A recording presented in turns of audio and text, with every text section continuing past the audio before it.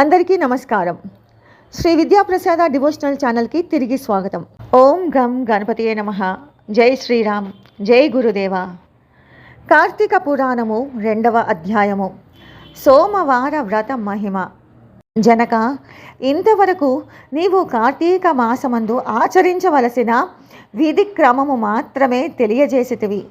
కార్తీక మాసములో సోమవార వ్రతమునకు ప్రత్యేక ప్రాముఖ్యము కలదు. కాన సోమవార వ్రత విధానమును దాని మహిమను గురించి వివరింతును. సావధానుడివై ఆలకించుము. కార్తీక మాసములో సోమవారము శివునకు అత్యంత ప్రీతికరమైన రోజు. ఆ రోజున స్త్రీ కానీ పురుషుడు కానీ ఏ జాతి వారైనా కానీ రోజంతయు ఉపవాసము నుండి నదీ స్నానము చేసి తమ శక్తి కొలది దాన ధర్మములు చేసి నిష్ఠతో శివదేవునకు బిల్వపత్రాలతో అభిషేకము చేసి సాయంత్రము నక్షత్ర దర్శనము చేసిన తర్వాత భుజింపవలయును. ఈ విధముగా నిష్ఠతో ఉండి ఆ రాత్రి అంతయు జాగరణ చేసిన పురాణ పఠన మొనరించి తెల్లవారిన తర్వాత నదికి వెళ్ళి స్నానమాచరించి తిలాదానము చేసి తమ శక్తి కొలది పేదలకు అన్నదానము చేయవలయును. అటుల చేయలేని వారలు కనీసము 3 బ్రాహ్మణులకైనను తృప్తిగా భోజనము పెట్టి తాము భుజించవలయును. ఉండగలిగిన వారు సోమవారము నాడు 2 పూటల భోజనము కానీ ఏ విధమైన ఫలాహారము కానీ తీసుకోకుండా ఉండుట మంచిది. ఇట్లు కార్తీక మాసమందు వచ్చు సోమవార వ్రతమును చేసిన ఎడల పరమేశ్వరుడు కైలాస ప్రాప్తి కలిగించి శివ సన్నిధికి చేర్చును. భర్తలేని వితంతువు సోమవార వ్రతమును ఆచరించి శివపూజ చేసినచో కైలాస ప్రాప్తియు, విష్ణుపూజ చేసినచో వైకుంఠ ప్రాప్తియు పొందును. దీనికి ఉదాహరణముగా ఒక ఇతిహాసము కలదు. దానిని నీకు తెలియపరచెదను, శ్రద్ధగా వినుము. కార్తీక సోమవార ఫలముచే కుక్క కైలాసమందుట. పూర్వకాలమున కాశ్మీర దేశములో ఒక బ్రాహ్మణుడు కలడు. అతడు పురోహిత వృత్తిని చేపట్టి తన కుటుంబమును పోషించుకుంటూ ఉండెను. అతనికి చాలా దినములకు ఒక కుమార్తె కలిగెను. ఆమె పేరు స్వాతంత్ర నిష్ఠూరి. తండ్రి ఆమెను సౌరాష్ట్ర దేశీయుడగు మిత్రశర్మ అను సద్బ్రాహ్మణ యువనికిచ్చి పెండ్లి చేసెను. ఆ బ్రాహ్మణ యువకుడు 4 వేదములు శాస్త్రములు అభ్యసించిన వాడై ఉందున సదాచార పరాయణుడై ఉండెను. అతడు భూతదయ కలిగినవాడు, నిత్య సత్యవాది, నిరంతరం భగవన్నామ స్మరణ చేయువాడును అగుటచే లోకులెల్లరూ అతనిని అపరబ్రహ్మ అని కూడా చెప్పుకొనుచుండెడివారు. ఇటువంటి ఉత్తమ పురుషుని భార్యగు నిష్ఠూరి యవ్వన గర్వముతో కన్ను మిన్ను గానక పెద్దలను దూషించుచు అత్తమామలను భర్తను తిట్టుచు గొట్టుచు రక్కుచు పరపురుష సాంగత్యము కలదై వ్యభిచారిణి అయి తన ప్రియులు తెచ్చిన తినుబండారములు బట్టలు పువ్వులు ధరించుచు దుష్టురాలై తిరుగుచుండగా వంశమునకు అప్రతిష్ట తెచ్చుచున్నదని అత్తమామలు ఆమెను తమ ఇంటి నుండి వెడలగొట్టిరి. కానీ శాంత స్వరూపుడగు ఆమె భర్తకు మాత్రం ఏ మోహము దురభిమానము పోక ఆమె ఎంతటి నీచ కార్యములు చేసినను సహించి చీ పొమ్మనక విడువక ఆమె తోడనే కాపురము చేయుచుండెను. కానీ చుట్టుప్రక్కల వారు నిష్ఠూరి గయ్యాలితనమునకు ఏవగించుకొని ఆమెకు కర్కశ అనే ఎగతాళి పేరును పెట్టుటచే అది మొదలు అందరూ దానిని కర్కశ అని పిలుస్తూ ఉండేవారు. ఇట్లు కొంతకాలము జరిగిన పైన ఆ కర్కశ ఒకనాటి రాత్రి ఏకశయ్యపై తన భర్త గాఢ నిద్రలో ఉన్న సమయమును చూచి మెల్లగా లేచి తాళి కట్టిన భర్త అన్న విచక్షణ గాని దయాదాక్షిణ్యాలు గాని లేక ఒక బండరాతిని తెచ్చి అతని తలపై గట్టిగా కొట్టినది. వెంటనే అతడు చనిపోయెను. ఆ మృతదేహము ఎవరి సహాయము అక్కరలేకనే అతి రహస్యంగా దొడ్డిదారిన తీసుకుపోయి ఊరి చివరనున్న పాడు నూతిలో బడవైచి పైన చెత్త చెదారములతో నింపి ఏమయో ఎరుగని దానివలే ఇంటికి వచ్చెను. ఇక తనకు ఏ ఆటంకములు లేవని ఇంకా విచ్చలవిడిగా సంచరించుచు తన సౌందర్యము చూపి ఎందరినో క్రీగంటనే వశపరుచుకొని వారల వ్రతమును పాడు చేసి నానా జాతి పురుషుల తోడను రమించుచు వర్ణ సంకరురాలయ్యెను. అంతియేగాక పడుచు కన్యలను భర్తలతో కాపురము చేయుచున్న పడుచులను తన మాటలతో చేరదీసి వారికి కూడా దుర్బుద్ధులు నేర్పి పాడు చేసి విటులకు తార్చి ధనార్జన కూడా చేయసాగెను. జనక మహారాజా, యవనంబికము ఎంతో కాలం ఉండదు కదా, కాలమొక్క రీతిగా నడవదు. క్రమక్రమముగా ఆమెలోని యవ్వనము నశించినది. శరీరమందు మేఘ వ్రణములు బయలుదేరినవి.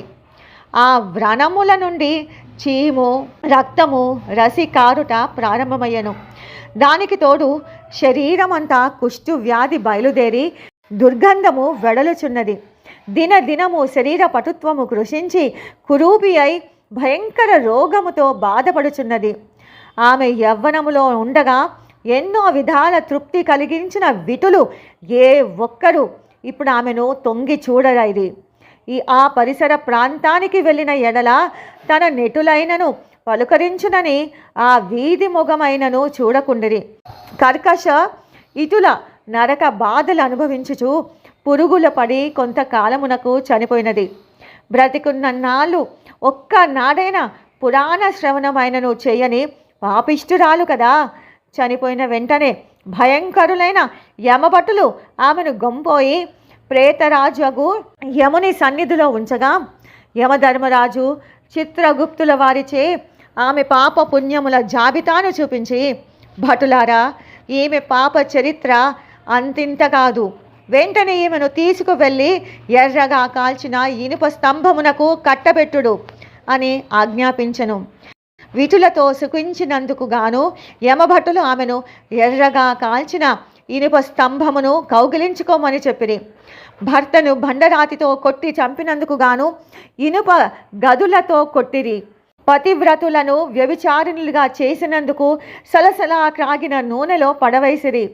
తల్లిదండ్రులకు అత్తమామలకు అపకీర్తి తెచ్చినందుకు సీసము కరిగించి నోటిలోనూ చెవులలోనూ పోసి ఇనుప కడ్డీలు కాల్చి వాతలు పెట్టిరి. తుదకు కుంభి పాకమును నరకములో వేయగా అందు ఇనుప ముక్కలు గల కాకులు, విషసర్పాలు, తేళ్ళు, జర్రులు కుట్టినవి. ఆమె చేసిన పాపములకు ఇటు 7 తరాల వాళ్ళు అటు 7 తరాల వాళ్ళు నరక బాధలు పడుచుండరి. ఈ ప్రకారము నరక బాధలు అనుభవించి కడకు కళింగ దేశమున కుక్క జన్మ ఎత్తి ఆకలి బాధ పడలేక ఇల్లిల్లు తిరుగుచుండగా కర్రలతో కొట్టువారు కొట్టుచు, తిట్టువారు తిట్టుచు, తరుమువారు తరుముచూ ఉండరి. ఇట్లుండగా ఒకానొక నాడు శ్రోత్రియ బ్రాహ్మణుడు కార్తీక సోమవార వ్రతం ఆచరించి ఉపవాసముండి సాయంత్రము నక్షత్ర దర్శనము చేసి బలియనున్న అరుగుపై పెట్టి కాళ్ళు చేతులు కడుగుకొనుటకై లోనికేగిన సమయమున ఈ కుక్క వచ్చి ఆ బలి అన్నమును తినెను. వ్రత నిష్ఠాగరిష్ఠుడనైన ఆ విప్రుని పూజా విధానముచే జపించిన బలి అన్న మగుట చేతను ఆ రోజు కార్తీక మాస సోమవార మగుట వలనను కుక్క ఆ రోజంతయు ఉపవాసముతో ఉండుట వలనను శివపూజ పవిత్ర ఆస్తనమైన ఆ ఇంట దొరికిన ప్రసాదము తినుట వలనను ఆ శునకమునకు జన్మాంతర జ్ఞానం ఉద్భవించెను. ఆ శునకము, విప్రకులోత్తమ, నన్ను కాపాడుము అని మొరపెట్టుకొనెను. ఆ మాటలు బ్రాహ్మణుడు ఆలకించి బయటకు వచ్చి చూడగా కుక్క తప్ప అన్యులెవ్వరూ లేనందున లోనికేగను. మరలా రక్షింపుము రక్షింపుము అని కేకలు వినబడెను. మరలా విప్రుడు బయటకు వచ్చి, ఎవరు నీవు, నీ వృత్తాంతమేమి అని ప్రశ్నించగా అంత ఆ కుక్క, మహానుభావ, ఈ పుట్టుకకు వెనుక 15 జన్మల ముందు విప్ర కులాంగనను నేను. వ్యభిచారినై అగ్నిసాక్షిగా పెండ్లాడిన భర్తను చంపి వృద్ధాప్యములో కుష్ఠురాలైన తనువు చాలించిన తరువాత యమదూతల వల్ల మహానరకం అనుభవించి నా పూర్వీకుల పుణ్యఫలము వల్ల ఈ జన్మలో కుక్కనైతిని. ఈరోజు మీరు కార్తీక సోమవార వ్రతము చేసి ఇచ్చట ఉంచిన బలి అన్నమును తినుట వలన నాకు జ్ఞానోదయము కలిగినది. కావున ఓ విప్రోత్తమ, నాకు మహోపకారంగా మీరు చేసిన కార్తీక సోమవార వ్రత ఫలం ఒకటి ఇచ్చి నాకు మోక్షము కలిగించమని ప్రార్థించుచున్నాను అని వేడుకొనగా, కార్తీక సోమవార వ్రతములో చాలా మహత్యం ఉన్నదని గ్రహించి ఆ బ్రాహ్మణుడు ఒక సోమవారం నాటి ఫలమును ఆమెకు ధారబోయగా వెంటనే ఒక పుష్పక విమానము అక్కడకు వచ్చెను. ఆమె అందరికీ వందనము చేసి అక్కడి వారందరూ చూచుచుండగానే ఆ విమానం ఎక్కి శివ సాన్నిధ్యమునకేగెను. వింటివా జనక మహారాజా? కావున నీవును ఈ కార్తీక సోమవార వ్రతం ఆచరించి శివ సాన్నిధ్యమును పొందుమని వశిష్ఠుల వారు హితబోధ చేసి ఇంకను ఇట్లు చెప్పుచుండరి. ఇట్లు స్కాంద పురాణాంతర్గత వశిష్ఠ ప్రోక్త కార్తీక మహత్యమందలి 2వ అధ్యాయం సంపూర్ణం. ఓం నమ శివాయ. ఓం నమో నారాయణాయ.